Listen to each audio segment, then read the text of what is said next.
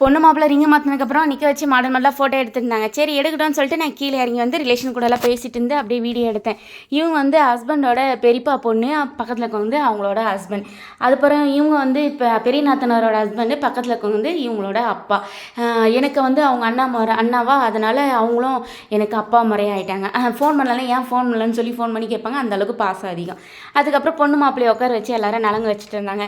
நான் எல்லா நலங்கெல்லாம் எடுக்கல, ஒரு சில பேர் தான் நலங்கு எடுத்தேன். அதுவும் நலங்கு வைக்கிற ஞாபகமே இல்லை. நான் பாட்டுக்கு உட்காந்து எல்லாரும் பேசிட்டு இருந்தேன். அதுக்கப்புறம் நலங்கு வைக்கிறாங்க போது தான் ஐயோ வீடியோ எடுக்கலையேன்னு சொல்லிட்டு ஓடி வந்து வீடியோ எடுத்திருந்தேன். அதனால எல்லாரெல்லாம் கவர் ஆக மாட்டாங்க, ஒரு சில பேர் மட்டும்தான் கவர் ஆனாங்க நலங்கு வைக்கும்போது. அதுக்கப்புறமா நலங்கு திடீர்னு ஸ்டாப் பண்ணிட்டாங்க. ஏன்ப்பா ஸ்டாப் பண்ணிங்கன்னு கேட்டால் கேக் கட்டிங்னு சொல்லிட்டு கேக்கை கொண்டாந்து வச்சுட்டாங்க. கேக்கில் வந்து பொண்ணோட ஃபஸ்ட் லெட்டரும் மாப்பிள்ளையோட ஃபஸ்ட் லெட்டரும் போட்டு குட்டி குட்டி ஹார்ட் போட்டு சாக்லேட்லாம் வச்சு சூப்பராக ரெடி பண்ணியிருந்தாங்க.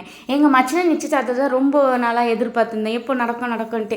அதேமாதிரி சூப்பராக நல்லா என்ஜாய் பண்ணி முடிச்சாச்சு. நல்லபடியாக நிச்சயதார்த்தமும் முடிஞ்சுது.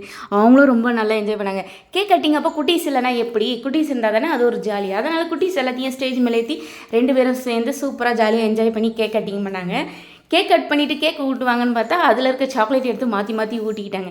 அதுக்கப்புறம் கேக் கட்டிங் அப்போ எங்கள் 2ஆம் நாத்தனார் கிளம்புறேன்னு சொன்னாங்களா, சரி கீழே வந்தேன்னா அதுக்குள்ளார ஹஸ்பண்ட் பின்னாடியே ஒரு 5 நிமிஷத்தில் வந்தாங்க. என்னப்பா கேக் கொஞ்சம் தான் இருந்தீங்க, எனக்கு எங்கன்னா எல்லாம் குட்டீஸ் காலி பண்ணிட்டாங்க அப்படியாங்க. சரி ஓகே ரிசப்ஷனில் ஆட்டையை போட்டுக்கலாம் அப்படின்னு சொல்லிட்டு ஹஸ்பண்ட் எடுத்து வந்து கொஞ்சம் கேட்க வரைக்கும் சாப்பிட்டு முடிச்சு 2ஆம் நாத்தனார் வழியை அமைச்சிட்டு மாடிக்கு வந்துட்டேன்.